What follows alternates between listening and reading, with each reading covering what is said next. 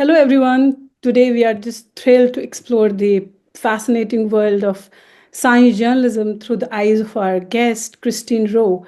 So, Christine is a seasoned science journalist who has a passion for translating complex scientific concepts into engaging narratives.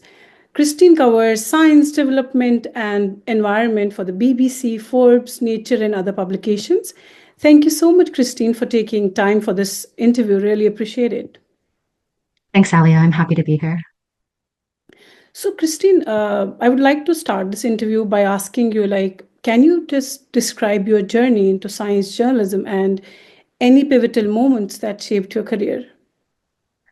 I think this is the point where I disclose that I have absolutely no formal science training whatsoever. I also don't have any journalism training. I was actually working as an editor for a research organization part-time and doing freelance journalism on the side before I decided to go full-time into freelance journalism.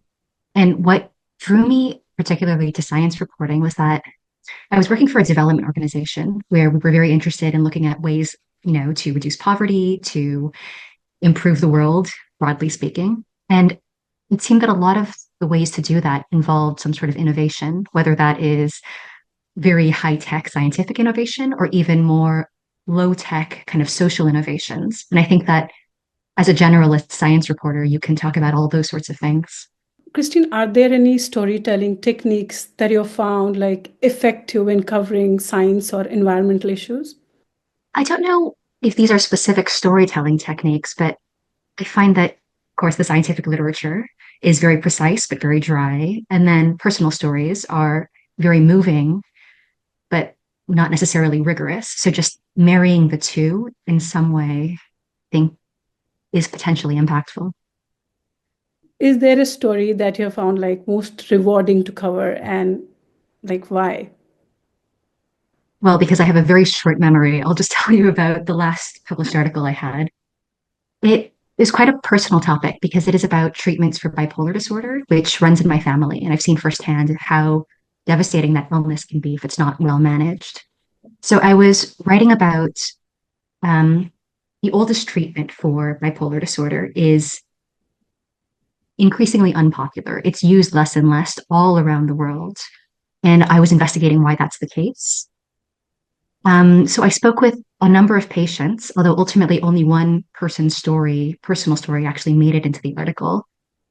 And it caused me some sleepless nights, honestly, that article, just because it was so personal and because I knew how high the stakes would be of getting it wrong. And I didn't want to create any suspicion about a treatment, especially for an illness where already there is so much concern about not adhering to treatment schedules. So, yeah, I just felt a lot of responsibility with that one. Christine, what role do you believe that science journalism plays in public understanding of science? I think it's essential because scientific publications are, as I said, very difficult to parse and they're not intended for public audiences. Sometimes they're not even intended for policymakers. I mean, most of the time, I would say. And I think it's really critical to have a whole community of people, not just journalists, but also science communicators and often scientists themselves, as well as policymakers and others. Patient communities, for example, are really important as well. I think it's important to have all of those people trying to convey the importance of scientific research, but also the limitations of it. Because I think if we just leave it to the scientists, and especially to commercial interests, to talk about science, I think there is a very big potential for overhyping things. How do you, Christine, stay informed about the new scientific developments and trends? I read a lot, and because I'm a freelancer, for me, I think it's more important to look at publications that are not the most popular. So I think you'll hear this amongst other freelancers as well, that we know that the science publications and the news publications are going to be reading Nature and Science every week. So it's important to stay on top of that literature, but also to look for niches. There are some really specific journals that I follow, which I find fascinating. I have a million Google alerts set up for specific topics that I'm interested in that I want to pursue someday. I also have pretty good contacts with some NGOs, some scientists, some science organizations. And yeah, I just try to talk to people as well.